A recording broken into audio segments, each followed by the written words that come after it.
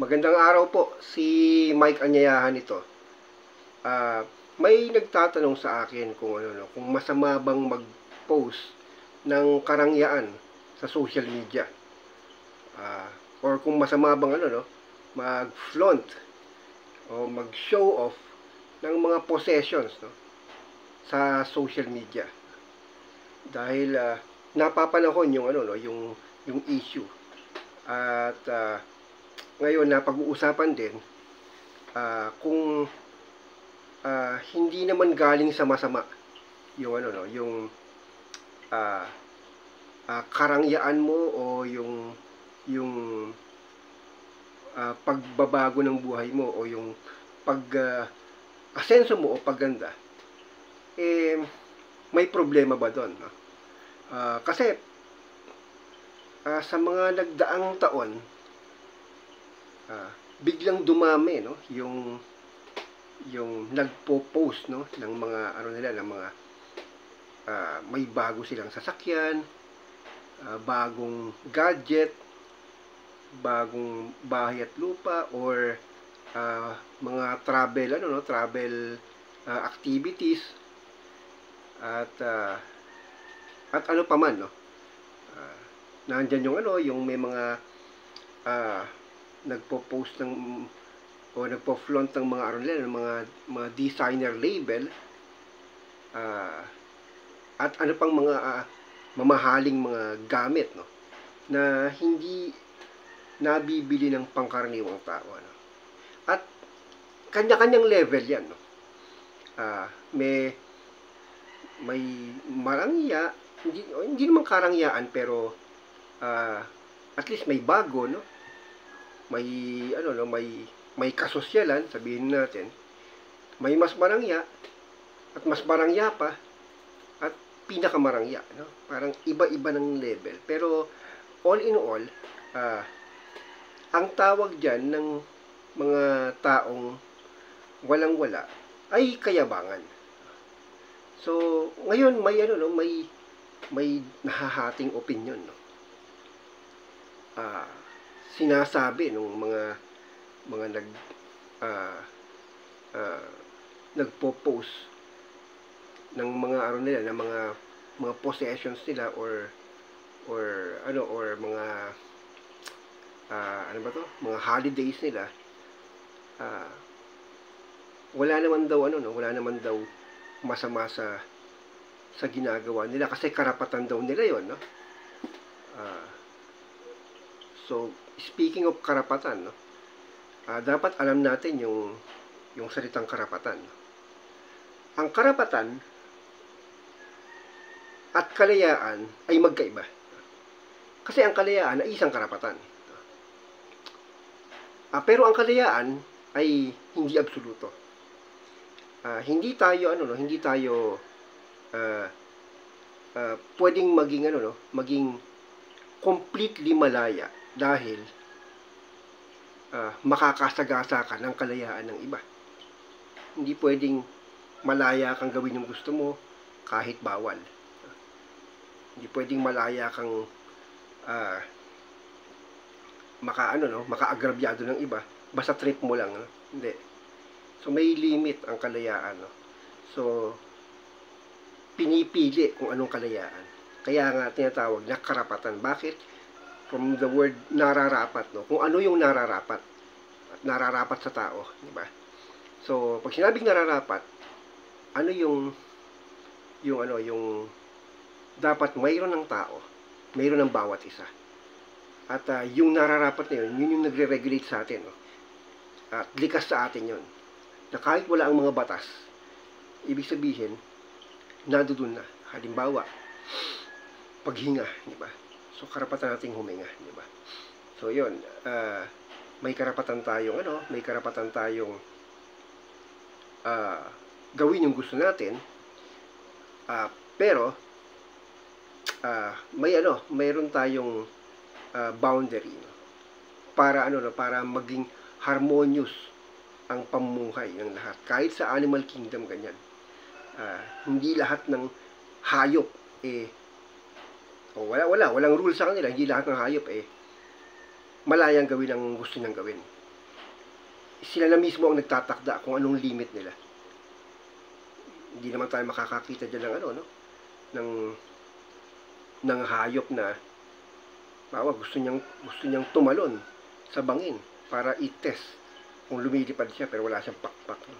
So alam niya yung limit niya, hindi niya gagawin yun. So hindi siya malayang lumipad kasi wala siyang pakpak. No? O hindi siya malayang kagatin ang gusto niyang kagatin dahil kakagatin din siya ng iba. So ganun din yun. Ganun lang yung simple yun. Sa tao ganun din. So again, no, anyways, nararapat, no, sa karapatan, very important na alam natin yung salita na to, no?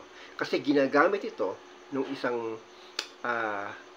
kampo ng opinion ng mga, sabihin nating mga nagpo-flaunt, no, at nagso-show off, no, na karapatan nila to. Pagdating sa karapatan,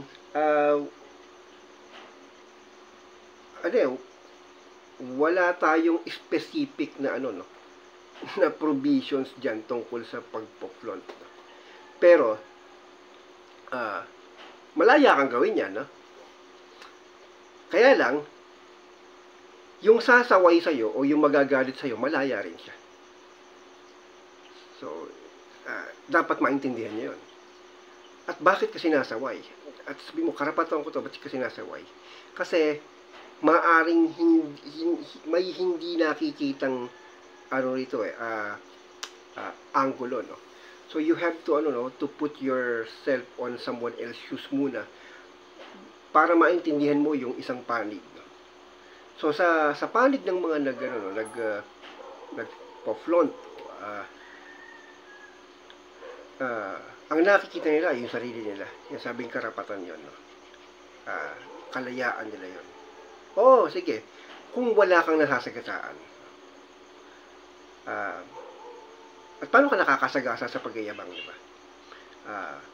Kasi ang pagyayabang kasi ay isang mindset, no? Hindi siya physical hindi talaga siya physical hindi physical ang value niya, no? Kundi psychological yung value. Yung pagyayabang, no? So ang ibig sabihin, pagka meron kang gustong iyabang, meron kang gustong maramdaman. Meron kang pangailangan. At yung pangailangan na yun ay atensyon, papuri, at recognition. At kung kulang ka doon, ang tawag sa iyo ay insecure or may insecurity ka. So, therefore, para maano mo 'yon, para ma-satisfy mo 'yon or mapunan mo 'yon, no, kailangan mong magyabang. Kailangan mong ma-feel yung vacuum or kakulangan na 'yon, di ba? At that's why nagagawa mo yung mga bagay na 'yon. Magpo-post ka sa Facebook na, uy, may bago akong sasakyan. Uy, 2 sasakyan ko. Uy, may bago akong phone. Uy, kumain ako sa ganitong mamahaling restaurant. Nagpunta ako sa ganitong pasyalan na napakaganda na hindi napupuntahan ng karamihan, di ba? So, nagagawa mo yon dahil sa kakulangan sa atensyon. Paano ko nasabi, no? Kasi hindi mo gagawin mag-isa yan, eh. Bawa may Facebook ka, wala kang friends, no? Magagawa mo ba yung mag-post? Tatamarin ka, di ba? Selfie ka, ito, ganyan, lahat. Ang ganda ng mga, ipopost mo sa isang account mo na walang nakakakita. Hindi ba, parang, might as well, na lang, no? Sa cellphone mo, i-save mo yung mga, mga picture mo. Tapos, ilagay mo sa USB. Tapos, itago mo. Hanggang sa pagtanda mo, may babalikan ka. Okay, i-print mo, lagay mo sa album mo sa kwarto mo, na yung album, yung traditional na album, lagay mo ron. So, kayong pamilya na nakakaalam. Sa panahon ngayon, hindi mo gagawin yan, eh. Gagawin mo yan, nagse-selfie ka para i-post sa Facebook or sa TikTok. No? So, ano yung purpose mo, no? Ang purpose mo, syempre, is iangat yung sarili. At sa pag-angat mo sa sarili, syempre, may mababa. At gusto mong maramdaman na ikaw yung nasa taas at may mababa. So, yun yung tinatawag na na egoism, no? So, yung sarili mo, yung pinoprotektahan mo ron. At wala kang or clueless ka sa ano ba ang mararamdaman ng iba. On the other hand, doon naman sa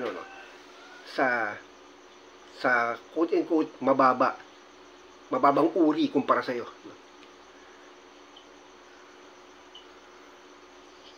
Ang pagyayabang ay isang mental abuse or isang forma ng mental abuse.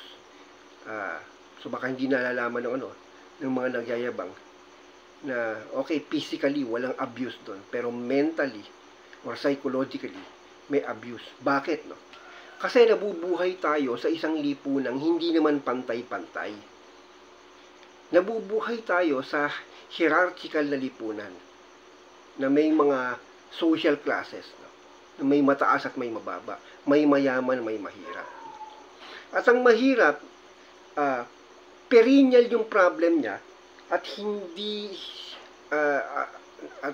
siya marami siyang mga sabihin mong mga pagkabalisa sa buhay. Anxiety, depression, kaya nga tawag natin doon sa mga squatter area ay depressed area. Kasi maraming mga depressed dyan, no? And then dadagdagan mo pa. Diba? So, ano yung gusto mong i-instill doon sa mga tao na yon, di ba? Inggit o para ma-feel nila na walang-wala sila or sorry kayo, no? Hindi kayo katulad ko.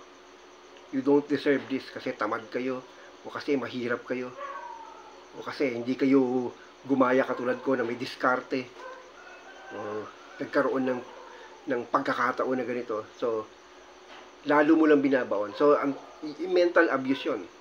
Ngayon, sasabihin mo naman, ay, hindi ko sinasadya yun. Pero, subconsciously, sinasadya mo yun. Kasi,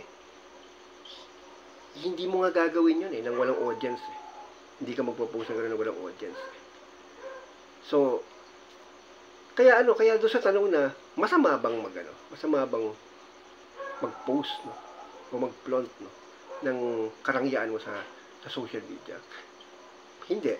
No? Hindi masama. Kung pare-pareho kayo. Kung sa Facebook, ang mga FB friends mo ay kapareho mo. Kapareho mong may sasakyan, kapareho ng estado mo sa buhay, pareho kayo na nagka-travel sa parehong lugar, pareho kayo ng trip. Pero hindi mo rin gagawin yan, eh. Baka mag-create kayo ng GC, no? Ay, halika, mga may-ari ng mga may-ari ng ang tawag ito, Rolls Royce, no? Halika, buo tayo ng GC, no? Tapos ngayon, nakabili ako ng Rolls Royce, tapos nakabili ako, yung mga kasamahan mo, nag-post ng mga nabili ng Rolls Royce, no? So, tigi-tigi isang Rolls Royce kayo. So, ngayon, ang ipapost nyo lang doon is Rolls Royce lang, no? O ngayon, ano pa ipapost mo? Wala na, diba? So, kasi, parang nagkabulat-latan na kayo. So, wala nang parang, wala. Okay, siguro kung gano'n, eh. Walang problema, no? Pag trip nyo lang, no? So, or, nasa loob ng, no? Ng hapagkainan, sa bahay, no? Sa pamilya, pwede yan, eh. Yung mga anak, no, nag-share ng kanilang mga achievements, no? Pwede yan kasi ini-inspire nilang isa't isa kasi natutuwa sila sa sa accomplishment or achievement ng isa. Si Bunso nakabili ng sa Shopee ng napakagandang mga items At sinasabi niya, itong ganyan, receive ko na.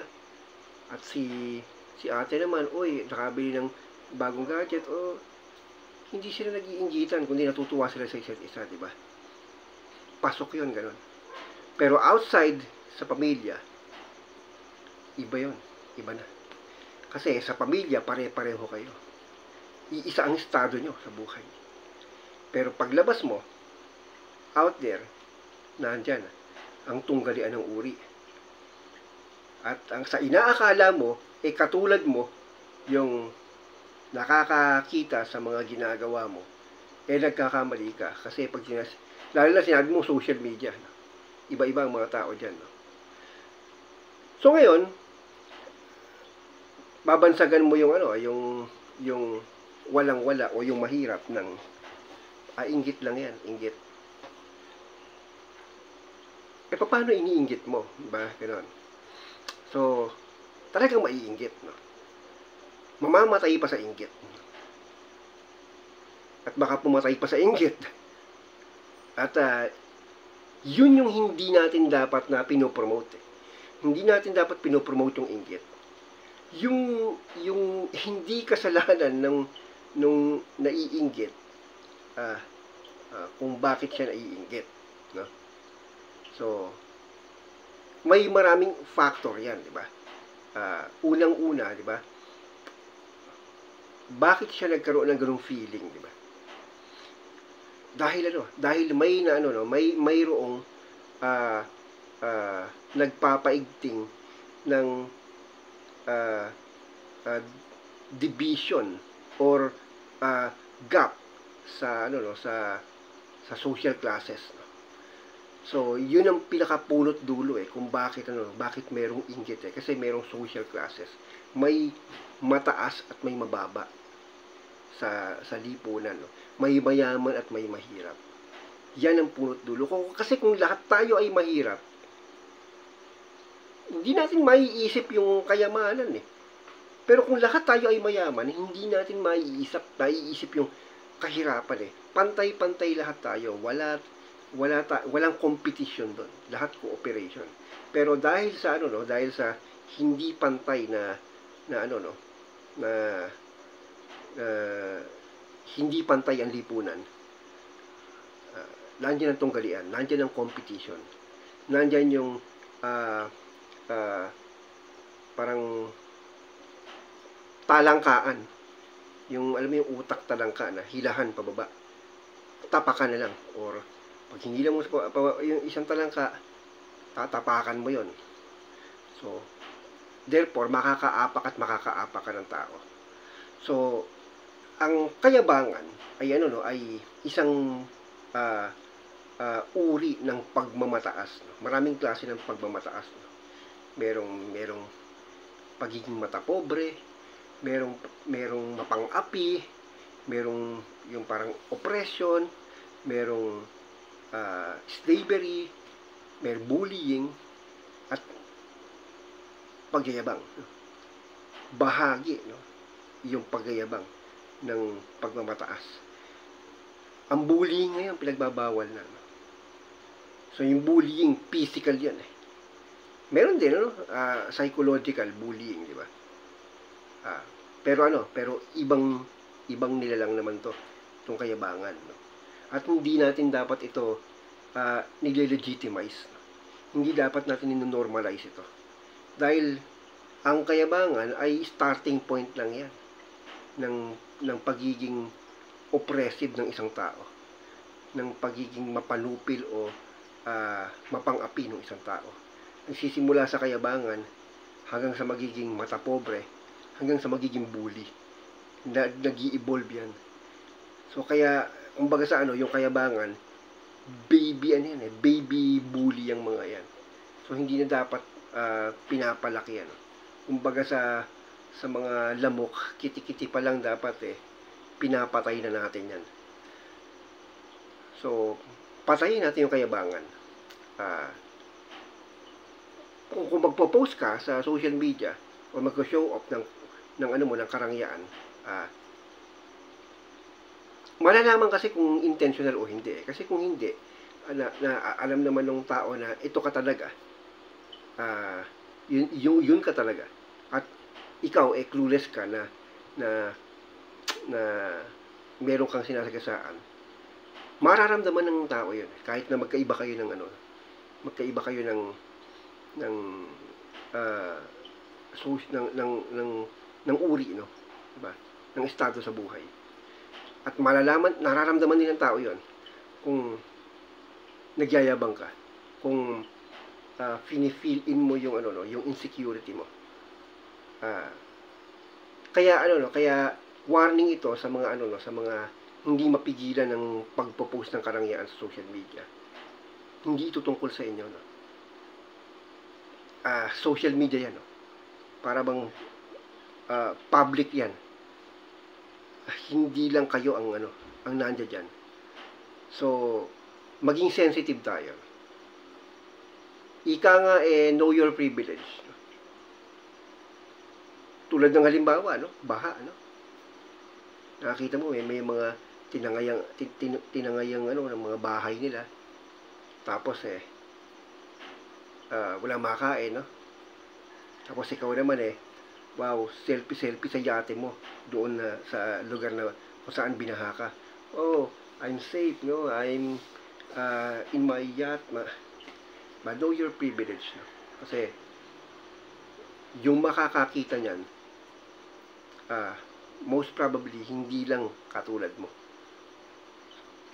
Meron diyan yung wala. So, nasa iyo yun kung